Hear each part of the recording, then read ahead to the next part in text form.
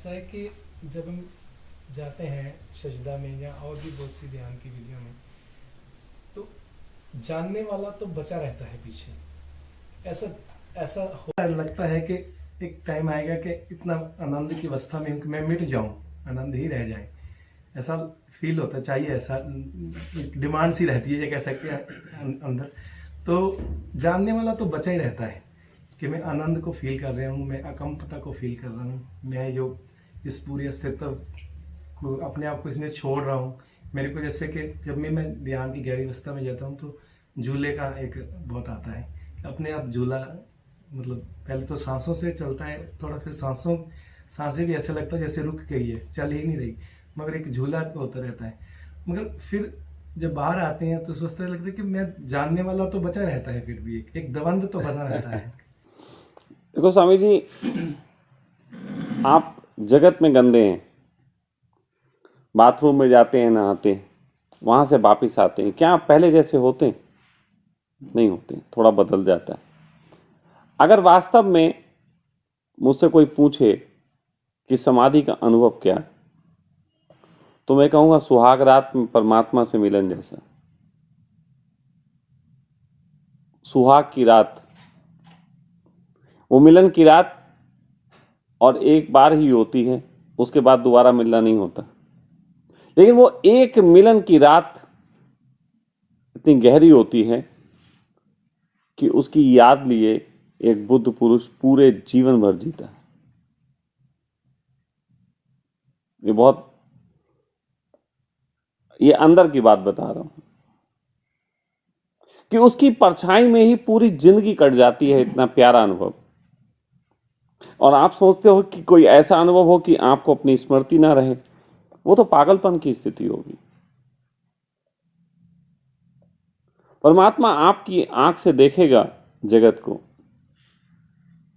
यही तो कारण है कि सब बुद्ध पुरुषों ने अलग अलग प्रकार से लोगों को समझाया। जिस आदमी ने जगत में जिस प्रकार के अनुभव जाने, जब परमात्मा ने उसको माध्यम बनाया तो उसने उसी प्रकार के अनुभवों के आधार पे ही जगत को समझाया। अगर वो मिट गया होता और परमात्मा रहा होता, तो सबके अंदर से एक ही ट्यूनिंग होनी चाहिए थी। कभी सोचा आपने? ऐसा नहीं होता। अनुभव तो एक ही हैं सबके, लेकिन अभिव्यक्तियां भिन्न भिन्न। तो परमात्मा आपकी ही आंख से देखेगा, आपकी ही जुबान से, आपके अनुभवों के आधार पे ही बोलेगा। वो अपना बीच में नहीं लाएगा। हाँ, अपना जब बीच में लाता है, वो कुछ और स्थितियां होती हैं, उनके बारे में मैं बात कह के आपको भटकाना नहीं चाहता। आप बस इतना जानें कि सौम्यता को पकड़ें। सौम्यता ही आपका अधिकार क्षेत्र है, सौम्यता ही आपके जीवन का आनंद है। और सौम्यता अगर आपके जीवन का वास्तविक आनंद बन जाए, तो परमात्मा का परमानंद आपको उपलब्ध होता है। तो सौम्यता के आनंद पे आप निगाह रखें, परमात्मा के परमानंद पे आप निगाह ना रखें, क्योंकि वो चित्त को लालची बना देता है। वो चित्त को बहुत लालची बना देता है। बहुत से लोग हैं जो तरह तरह के अनुभवों की जो चाहत रखते हैं, उसके पीछे कारण कहीं ना कहीं शक्तियों का मिल जाना, और ऐसा हो जाएगा, वैसा हो जाएगा, इस तरीके की बात है। लेकिन मैं कहता हूं सावधान, जब कभी धर्म के रास्ते पे तुम्हें लालच पकड़े और तुम शक्तियों की चाह करो, तो तुम सोचना कि बुद्ध पुरुषों को कितना सताया गया। महावीर के कान में लकड़ियां ठोक दी गई, जीसस को सूली हुई, किसी को जहर दे दिया गया, किसी को जंगलों में जीवन व्यतीत करना पड़ा। सबको पीड़ाएं नहीं। उन पीड़ाओं को याद कर लेना, और तब अगर उन पीड़ाओं को याद किया, तब आपको शशांक की याद आएगी, जो कहता है कि एक ही आनंद है मेरा कि फटी जा रही और मजा आ रहा है। यही मेरा आनंद है, यही लक्षण है। तो इसलिए अच्छी बात है कि परमात्मा का झोंका एक झूले की भांति आपको कभी कभी हल्कापन वो जीवन में महसूस होता है, स्वामी वो इतना आनंददायक होता है तो उसी वहाँ को पकड़ लें बस। निकलने का दिल नहीं हाँ चाहता। तो पकड़ लें, तो क्यों निकलते हैं? एक चीज आती है कि जब भी हम किसी ऐसे एनवायरनमेंट में आते हैं, संघ में जाते हैं, किसी कहीं भी मैं जाता रहता हूँ, मतलब मेडिटेशन के लिए 2 दिन के कैंप के लिए, 4 दिन के, ये सौम्यता वहाँ तो होती है, ध्यान की परिशाई पूरे दिन पे रहती है उसकी छाया की तरह, मगर जब जाते हैं हम समाज में वापस घर में जाते हैं तो खोती है। खोती है। हाँ, तो उसके पीछे कारण है, वो कारण भी थोड़ा समझने योग्य है। वो कारण बहुत स्पष्ट ये है कि आपको शिविरों में एक विशेष माहौल दिया जाता है, एक बहुत अच्छा एनवायरनमेंट दिया जाता है जिसकी आपको आदत पड़ जाती है। लेकिन यहाँ चिंता मत करिए, यहाँ अभी कुकर की सीटी भी आपके निकट बजाई जाएगी। अभी 2 दिनों के अंदर थोड़े से शोर शराबे से, थोड़ी सी विषम स्थितियों में भी आपको इस ध्यान से परिचित कराया जाएगा। यहाँ पे अभी आपको उंगली पकड़ के चलना सिखा रहे हैं लोग, फिर उंगली छोड़ भी दी जाएगी। हम खुद चाहते हैं कि लोग यहाँ से जब वापस जाएं तब तक उन्हें ये घर महसूस होने लगे और वो आश्रम महसूस होने लगे। और अगर इस घर में उनको आनंद आया तो विश्वास मानिए कि अपने घर जाके आश्रम जैसा ही आनंद आएगा, क्योंकि हम बहुत भिन्नता नहीं लाते। मेरा तरीका तो बहुत अलग है। मैं तो चाहता हूं कि आप यहाँ भजन भी ना सुने, कीर्तन भी इस तरीके की बातों का ना सुने, बल्कि सामान्य फिल्मी गाने और सब जो जीवन में उपद्रव चल रहा है उनमें परमात्मा की झलकियां देखने की कोशिश करें। और तब आप पाएंगे कि आप घर पहुंचे और आपके बेटे ने टीवी खोला और ये ऐसा गाना बजाया जिससे आपका आनंद भंग हो सकता था और आपने उसी में आनंद लेना शुरू कर दिया। स्वामी जी ऐसा मेरे साथ एक बार हुआ कि मैं एक प्रोग्राम करके गया था 6 दिन का यशोधारा में, तो बहुत गहराई वहाँ मिली। तो मैं उसके बाद एक दिन बाद ही अमृतसर में गया, तो वहाँ एक शादी थी। तो शादी में मैं गया, तो जब मैं वहाँ एंटर किया तो वो डीजे चल रहा है, वो जे, तो थोड़ी देर बाद जब मैंने अपने अंदर झांका और सौम्यता को महसूस किया, उस रिलैक्सेशन को, तो आहिस्ता आहिस्ता मुझे ऐसा लगने लगा कि ये सब कुछ मेरे भीतर हो रहा है। वो इतना शोर था कि परिवार के बाकी मेंबर जो संसारी हैं वो कह रहे थे कि ये बहुत ज़्यादा तेज डीजे है, सब दर्द होने लगे। मगर मेरे को ऐसा फील हुआ उन दिनों में कि आहिस्ता आहिस्ता ऐसे लगा कि मैं ये सारा ये डीजे सिस्टम या ये पैलेस है, जो मैरिज पैलेस है, मेरे मेरे अंदर हो रहा है और मैं दूर से इसको वॉच कर रहा हूँ। और पहली बार ऐसा हुआ था, 1-2 हफ्ते वो रहा। नहीं, आहिस्ता मैं आहिस्ता फिर कह दूं, आप प्लीज उसको मत पकड़िए वो वाले अनुभव को। सागर में गोते लगाएंगे, तरह तरह के हीरे पड़े, एक ही हीरे के चक्कर में पड़ेंगे तो फिर ये फकिंग हो जाएगी। गया अंदर बाहर आया, गया अंदर बाहर आया, बस इतना ही होता है जिंदगी में। वही अनुभव फिर चला गया, वही अनुभव फिर आया फिर चला गया, फिर आया फिर चला गया, फिर आया फिर चला गया। This is the fucking only. मत करिए, मैं आपको सावधान कर रहा हूं। नए नए आनंद तलाशिए। रहा होगा कोई एक आनंद, जो बीत गई सो बात गई, जो बीत गई सो बात गई। जीवन में एक प्यारा था, माना वो बेहद प्यारा था, तो खत्म करिए उसको, जाने दीजिए, नए की तरफ बढ़िए। मैं फिर आपसे कह रहा हूं, कृपया करके यहां कोई भी आदमी इसलिए ना आए कि वो अनुभव गया था, वो अनुभव मुझे वापिस नहीं, बिल्कुल नहीं। बहुत बहुत नए अनुभव हैं। आप ये कहते हैं कि मुझे वो शादी में थोड़ी देर के लिए, मैं फिर कह रहा हूं उसको समझने की कोशिश करिए। आप आप ध्यान कक्ष से ध्यान करके बाहर निकले, आप चप्पल पहनते ही तुरंत पुराने हो जाते हैं। असल में आप ध्यान कक्ष में बैठते ही उतनी देर है जितनी देर आपका आनंद होता है। फिर आनंद समाप्त हुआ तो ध्यान कक्ष से बाहर निकलते हैं, भूल हो गई। मैं आपसे फिर कह रहा हूं, कल से वो चीजें मिलेंगी आपको। आपसे कह दिया जाएगा कि आप आनंद में हैं और बीच में अचानक ही उठें और उठने के बाद थोड़ा बाहर निकलें और अपने आनंद को लेके 50 कदम तक जाएं। फिर अगले दिन फिर निकलें तो थोड़ा 150 कदम तक जाएं। परमात्मा को थोड़ा ध्यान कक्ष से बाहर निकालें। ये आदतें हैं। इसीलिए तो ध्यान कक्ष मैं कभी पसंद नहीं करता कि ध्यान कक्ष होना चाहिए। पसंद ही नहीं करता। आप अगर मेरे पास आएंगे ध्यान करने तो मैं आपको कभी भी ध्यान कक्ष जैसी जगहों में ध्यान ही नहीं करवाने वाला। मैं आपसे बैठ के बात करूंगा, फिर आपको छोड़ दूंगा, जाओ और करो, जहां मर्जी हो करो, सिर्फ बता के, गाइड करके। अपने साथ बैठाल के ध्यान करना, फिर आंख खोलना, वो मेरा स्वभाव नहीं, क्योंकि वही तो भटकाता है। ध्यान कक्षों में हमने परमात्मा को बांध दिया, जैसे मंदिरों में बांधा है। मंदिरों में, मस्जिदों में, गिरजाघरों में हमने परमात्मा को बांध दिया। उसे मुक्त होने की जरूरत है, उसे बाहर निकालो।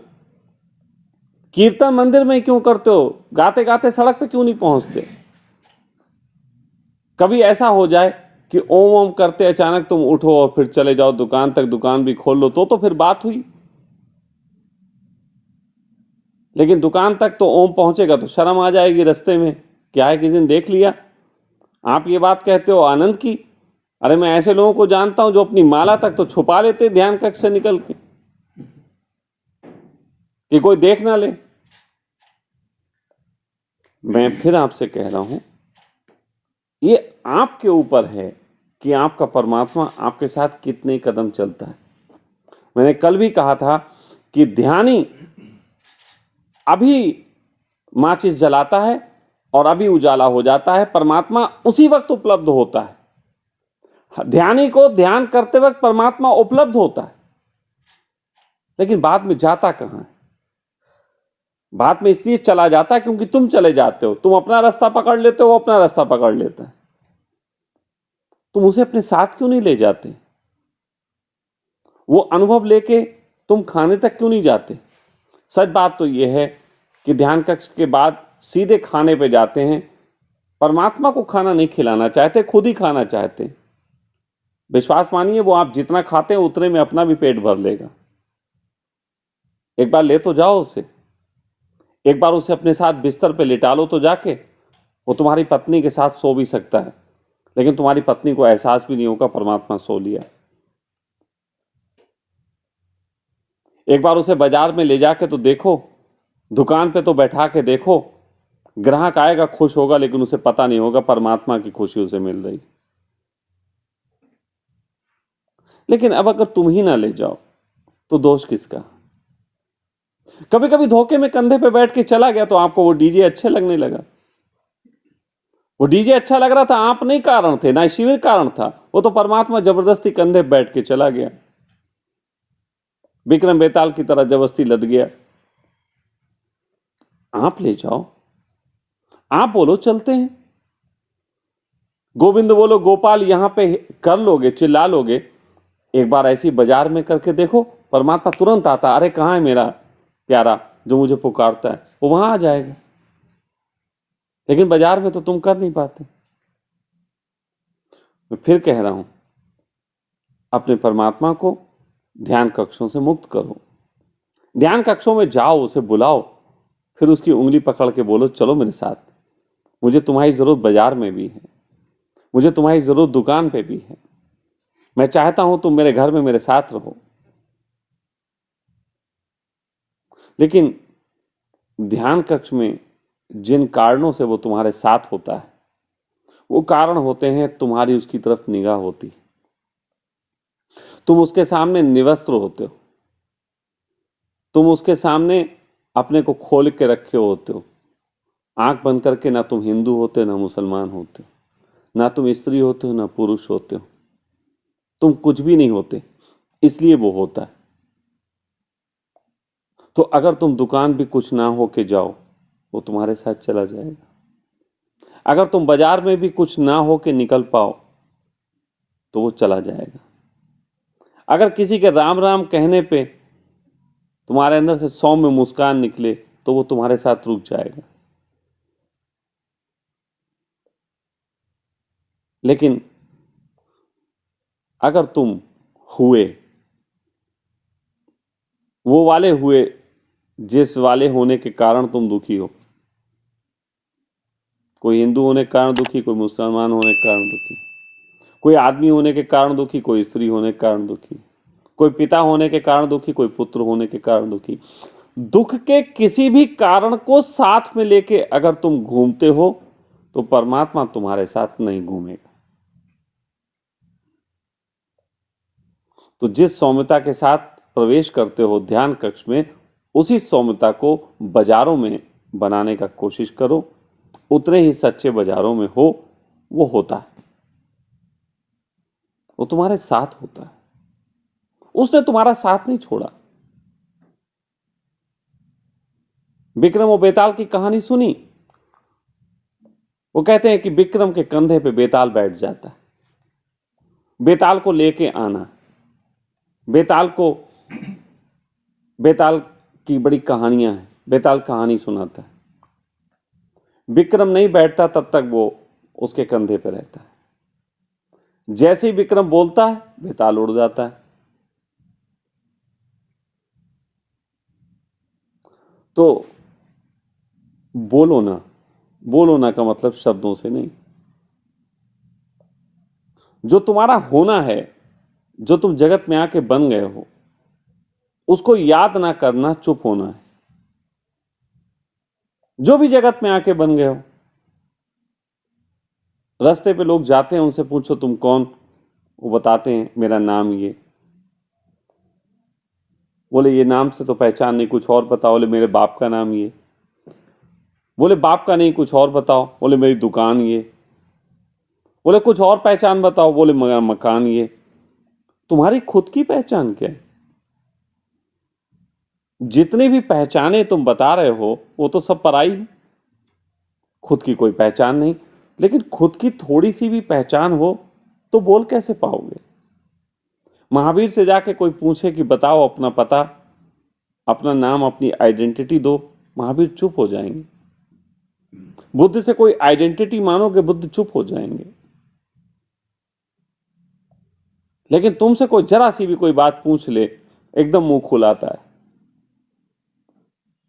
ये थोड़ा सा, ये झंझटें हैं, और इन झंझटों के कारण वो बाजार में तुम्हारे साथ नहीं रहता। तो मैं बहुत निवेदन के साथ कह रहा हूं, मेरा कोई इस तरीके का नहीं है कि मैं आपको प्रेशर तो करता ही नहीं। मैं तो कह रहा हूं कि आप पात्र हो। जब जब ध्यान कक्ष में आपको मिला तो पात्र तो हो। ध्यान कक्ष से बाहर ले जाने की जिम्मेदारी के भी पात्र आपको ही बनना पड़ेगा। तो अभी तक के जो भी 7-8 साल का समय आपने ध्यान कक्ष में उसको बुलाने के लिए बनाया, तो अभी उसको थोड़ा सा बाहर घुमाओ। अली बाबा का जो चिराग होता है वो रगड़ के जिन निकलता है, बाद में उसी में घुस जाता है।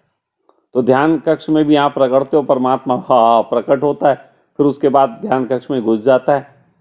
लेकिन मैंने देखी थी 1-2 मूवियां अली बाबा की, तो उसमें जिन उसका साथ में घूमता है बाजारों में। वो आका वाला जो संबंध है, बस वो बनाने की बात है। उतने प्यार से अली बाबा की तरह संबंध बनाओ, तो जरूरी नहीं है हर बार चिराग ही रगड़ना पड़े, फिर वो तुम्हारे साथ बाजारों में भी घूम सकता है। इतना सा ही बात है। बोले Audio Jungle.